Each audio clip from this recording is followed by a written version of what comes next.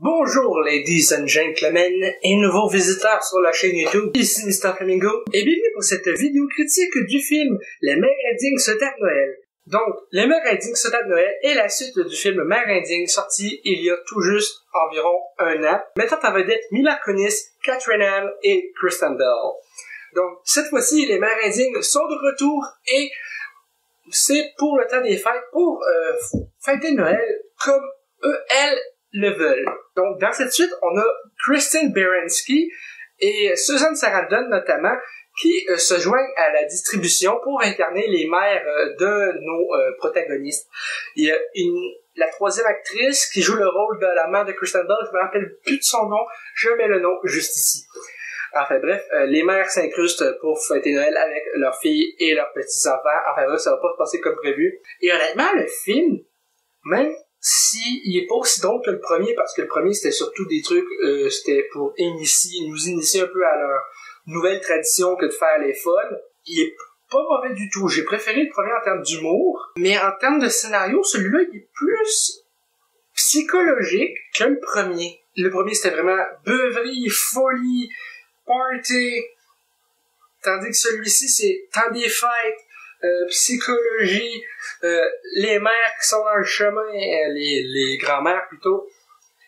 Et malgré ça, malgré le fait que j'ai préféré le premier en termes d'humour et de scénario, celui-là il était quand même extrêmement hilarant, sauf que si je compare avec les deux films, les deux fois que je suis allé voir dans le fond, le premier et ce film-ci, la salle était carrément pleine pour les deux films. Sauf que si je compare entre les deux, le premier avait fait davantage rire les spectateurs dans la salle que le deuxième. Et pour le deuxième, il y a eu pas mal moins de personnes qui ont ri. Dans le premier, on n'entendait presque plus les répliques tellement le monde riait. Puis c'était drôle. Et je crampais solide et j'ai beaucoup moins ri dans le deuxième. Il y a des moments qui sont vraiment drôles et qui valent le visionnage, mais c'est pas aussi drôle que le premier. Mais ça reste quand même un très bon divertissement et pour moi, je le mets dans mon top 5 des meilleurs films du temps des fêtes à regarder, surtout en tout cas pour le temps des fêtes, peu importe je connais pas des religions, je sais que les juifs fêtent Hanouka qui est différent de Noël, mais je pense que même si t'es d'une autre religion que catholique ou autre, tu peux apprécier le film. Ça, c'est intéressant à ce niveau-là. L'écriture, excellent comme toujours. Le jeu des acteurs, la réalisation, impeccable.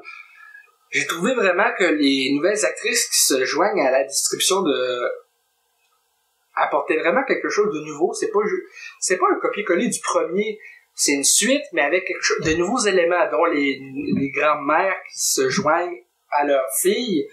Mais les grands-mères sont plus matures, bien qu'il y ait leur lot de problèmes. Les acteurs, mais putain, c'est drôle, sont mis dans des situations pas croyables.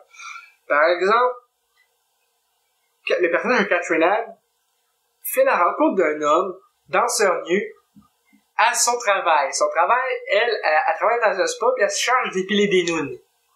Désolé que ce soit dit vulgaire, mais elle, c'est carrément comme ça qu'elle dit, elle remplace juste noun par minou. Non, je parle pas de vous les minous. Et à un moment donné, elle rencontre un gars qui, lui, va vouloir se faire épiler la poche. Le scrotum et l'arrêt du cul, c'est même qu'on va le rencontrer. Donc, je trouve ça vraiment hilarant que du monde se rencontre dans des situations comme ça et qu'ensuite le gars dit « Ah, c'est vraiment fun de parler avec toi, je me sens vraiment mis à nu et c'est le fun. » Tu sais, parce que t'es littéralement tout nu en train de te faire épiler le paquet, dude.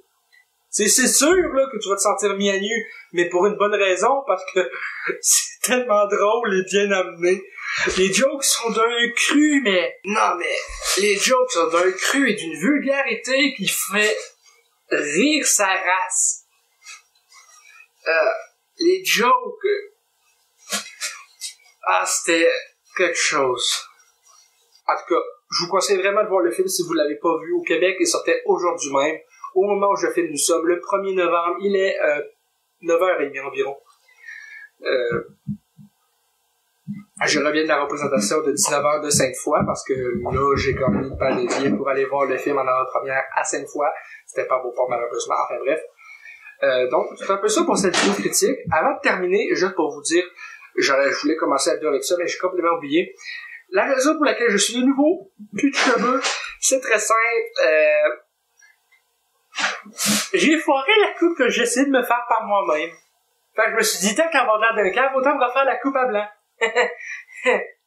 C'est ça, vous pouvez me rire, calice. Enfin bref, merci d'avoir écouté cette vidéo critique de Les mères indignes se tapent Noël. J'espère que ça vous a plu. Si c'est le cas, n'hésitez pas à laisser un commentaire.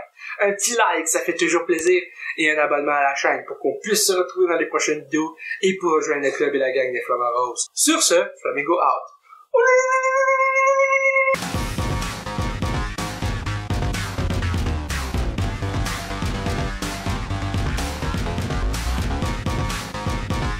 Hey le grand, c'est quoi que t'attends pour t'abonner, sacrament?